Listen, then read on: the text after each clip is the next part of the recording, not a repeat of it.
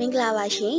ဒီကနေ့တင်ဆက်ပေးခြင်းတဲ့အကြောင်းအရာလေးကတော့စေကြောတက်တီရင်ဆိုင်နေရတဲ့စိတ်ကြယောဂလက္ခဏာများအကြောင်းကိုတင်ဆက်ပေးခြင်းပါတယ်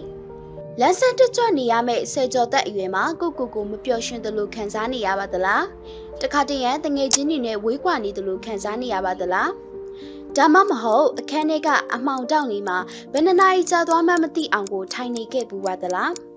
စိတ်ထက်ကြတယ်ဆိုတာလူတိုင်းနီးပါးဖြစ်နေကြပေမဲ့အထူးသဖြင့်လောကဓာတ်တရားတွေမကြုံဘူးသေးတဲ့စေကြောတက်တွေအတွက်ထိခိုက်စေနိုင်ပါတယ်။စေကြောတက်အားလုံးရဲ့20%ကအရွယ်မရောက်သေးခင်မှာစိတ်ထက်ကြတာတွေကိုခံစားရတတ်ပါတယ်။ဒါဟာစိုးရိမ်စရာပါ။တရုတ်ဆောင် Will Smith ရဲ့သမီးအဆိုတော် Willow Smith က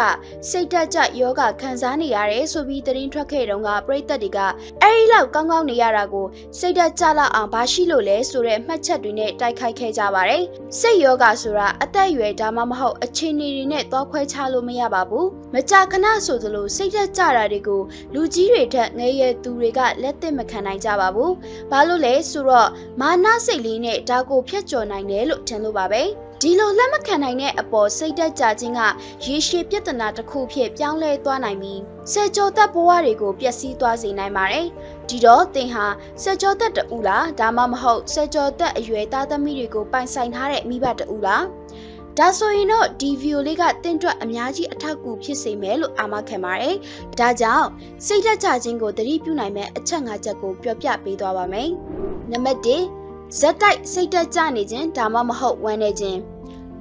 အချိန်ကြာကြီးဝမ်းနေတတ်ပြီးစိတ်တက်ကြသလိုခံစားရတတ်ပါသလားအကြောင်းပြချက်မရှိဘဲနေကြသလိုခံစားရတာတွေဒါမှမဟုတ်မျက်ရည်ကျတဲ့အထိကိုဖြစ်နေတတ်ပါတယ်ဒီလိုခံစားနေရရင်သင်ရဲ့စိတ်ခံစားချက်ကိုလျော့ပါသွားအောင်ဘယ်ရာကမှပျော်ရွှင်အောင်ကူညီပေးနိုင်မှာမဟုတ်ဘူးဒီလိုဆိုရင်တစ်စုံတစ်ဦးကိုရင်ဖွင့်နိုင်အောင်ကြိုးစားဖို့တိုင်တိုးခြင်းပါတယ်နံပါတ်2စိတ်တိုဒေါသထွက်လွယ်ခြင်းဒါမှမဟုတ်တိမခံနိုင်ခြင်းမကြာခဏစိတ်တိုတက်ပြီးဒေါသထွက်လေတာကစိတ်ကြယောဂရဲ့ရှေ့ပြေးလက္ခဏာတစ်ခုဖြစ်သလိုစိတ်တက်ကြခြင်းမှလည်းအဖြစ်များတဲ့လက္ခဏာတစ်ခုပါပဲဒီလိုအကြောင်းပြချက်မရှိဘဲဒေါသဖြစ်လွယ်တာကတင်ပတ်ဝန်းကျင်ကတင်ချရတဲ့သူတွေကိုစိတ်ပြတ်သွားစေနိုင်ပါတယ်ဒီလိုအပြောင်းလဲမြန်တဲ့စိတ်အခြေအနေမျိုးရှိနေပြီးဆိုရင်မိဘတငယ်ချင်းဒါမှမဟုတ်ဆရာဝန်တွေနဲ့ပြောဆိုဆွေးနွေးတာကအကောင်းဆုံးပါပဲဒီလိုထုတ်ပြောပြခြင်းကသင်ရဲ့စိတ်အခြေအနေကိုတစ်ဖက်လူကကြိုတင်သိထားတဲ့အတွက်သင်အတွက်လည်းစိတ်ပေါ်ပါစေပါတယ်။နံပါတ်3ခံစားချက်များကိုမထိန်ချုပ်နိုင်ခြင်း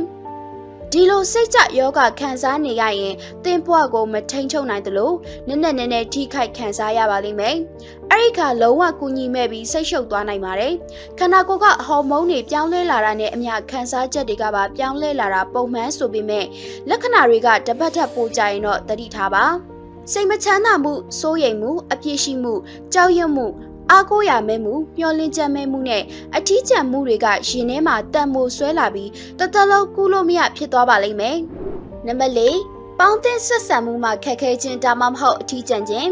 သင်ဟာတယောက်တည်းအထီးကျန်သလိုခံစားရပါသလား